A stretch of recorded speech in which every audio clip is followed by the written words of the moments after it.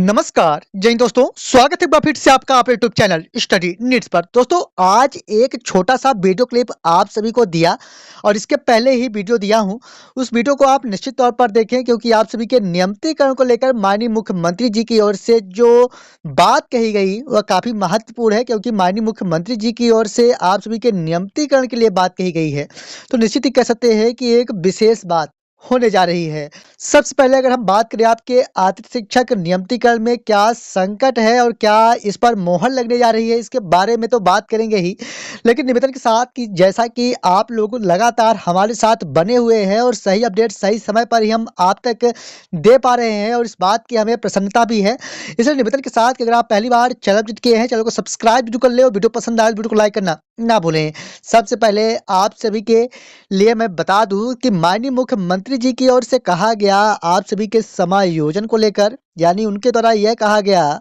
कि समायोजन करेंगे और आप सभी को बाहर नहीं करेंगे। साथ ही में एक बात उनके द्वारा और बात कही गई है कि लोकसभा चुनाव के बाद तो इस स्थिति को भी स्पष्ट करेंगे। लेकिन सबसे पहले एक स्लाइड के साथ हम बात करें आपके साथ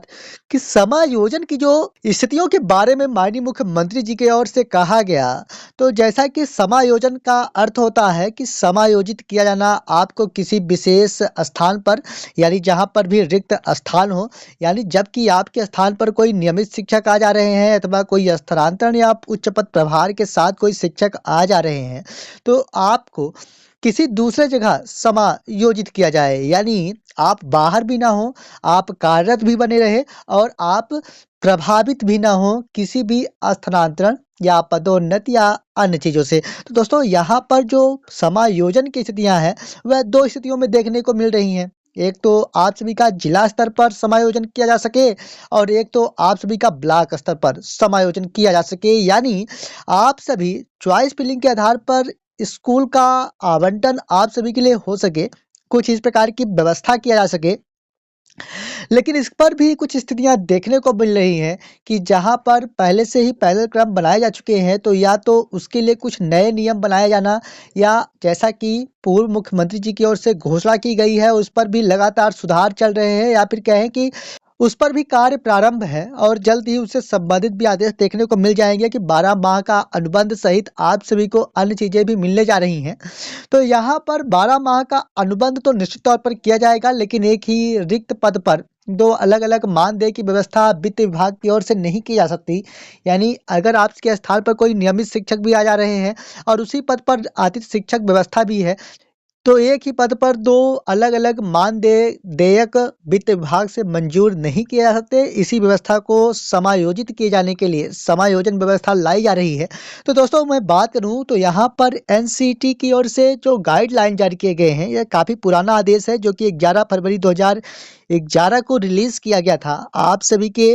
शिक्षक बनने हेतु जो कि पात्रता होनी चाहिए, इस पर स्पष्ट बताया गया है कि अगर आप शिक्षक बनने जा रहे हैं 1 से लेके 8वीं तक के लिए, तो आप टेट एग्जाम क्वालिफाई हो, यानी टीईटी यानी टीचर एलिजिबिलिटी टेस्ट यानी शिक्षक पात्रता परीक्षा उत्तीर्ण हो। उसी स्थिति में आप एक शिक्षक बनने के दायरे में आ रहे हैं, उसी स्थिति में आप अध्यापन कार्य करा सकते हैं और उसी स्थिति में आपको नियमित भी किया जा सकता है। तो यहाँ पर 2009 के कंडीशन के अकॉर्डिंग यहाँ पर आरटी के नियम, जैसा कि लोक शिक्षण संचालय की ओर से भी आदेश जारी किए गए थे और उस आदेश को इसके पहले की वीडियो में हम ला भी चुके हैं, उस पर स्पष्ट उल्लेखित किया गया है कि आरटी के जो नए नियम है और साथ ही में एनसीटी की ओर से जो गाइडलाइन जारी किए गए हैं, तो एनसीटी की ओर से जो गाइडलाइन है वह 11 फरवरी 2011 की स्थिति में ही जारी किए गए थे, जिस पर आप सभी को शिक्षक पात्रता परीक्षा उत्तीर्ण होना कंपलसरी है। उसी स्थिति में आप शिक्षक के बनने के दायरे में आएंगे।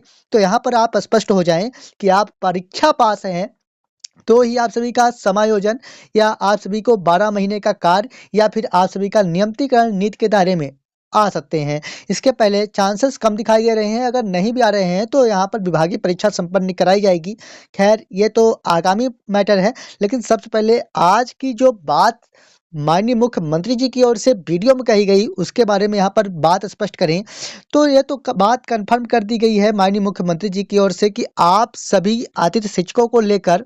सरकार पूरी तरह से गंभीर है और इस पर ठोस कदम निश्चित तौर पर उठाए जाएंगे। लेकिन यहाँ पर एक बात उनके द्वारा और स्पष्ट की गई है कि आप सभी का जो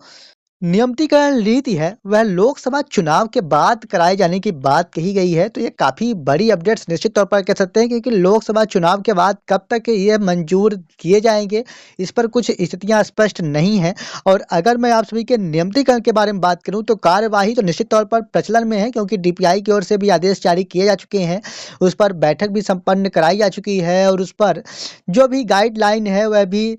जल्द ही देखने को मिल जाएगी। लेकिन आप सभी के नियमितीकरण के लिए कब तक आदेश जारी हो जाएंगे, इसके लिए कोई स्पष्ट स्थितियां नहीं मिल पा रही। तो निश्चित ही कह सकते हैं कि एक बड़ी दुविधा की बात कह सकते हैं आप सभी के नियमितीकरण को लेकर,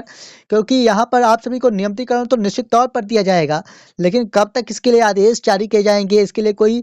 रूपरेखा निर्धारित नहीं हो पा रही है, कोई तिथि जारी नहीं हो पा रही है। आदेश कब तक जारी हो पाएंगे इसके लिए भी कोई स्थितियां स्पष्ट नहीं हो पा रही हैं। और जैसा कि माननीय मुख्यमंत्री जी की ओर से कहा कि आप सभी के लिए गंभीर हैं, आपके नियमितीकरण को लेकर गंभीर हैं, लेकिन लोकसभा चुनाव के बाद की बात जो कही गई उससे कुछ स्थितियां स्पष्ट नहीं हो पा रही हैं कि आखिरकार क्या कुछ आगे चलकर आपके लिए होने जा रहा है। लेकिन पूरे उम्मीद के साथ यही कह सकते हैं कि कार्यवाही प्रचलन में है, तो कोई आपसे संबंधित अच्छी अपडेट्स देखने को मिल सकती है। हालांकि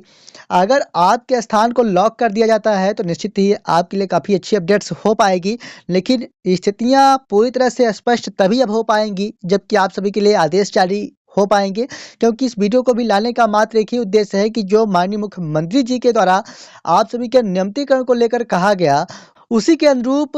यह वीडियो हम आप तक लेके आए हैं। लेकिन क्या कुछ आगामी समय में आपसे संबंधित अपडेट्स देखने को मिलती है, लगातार हम आप तक लेके आते रहेंगे। लेकिन पूरे यकीन के साथ कह सकते हैं कि आप सभी के नियमितीकरण को लेकर पूरी तरह से विचार किया जा रहा है और इस पर किसी भी वक्त आदेश भी देखने को मिल जाएगा। इस पर कुछ नए शर्तें हैं जो जोड़ी जाएंगी और साथ में आप सभी का समायोजन के साथ 12 महीने का कार्यकाल किया जाएगा। आरक्षण को लेकर भी यहाँ पर स्थितियाँ स्पष्ट होने वाली हैं, यानी आप सभी को आरक्षण दिया जाएगा। साथ ही में जो भी चीज़ें हैं तो यहाँ पर पात्रता परीक्षा और साथ में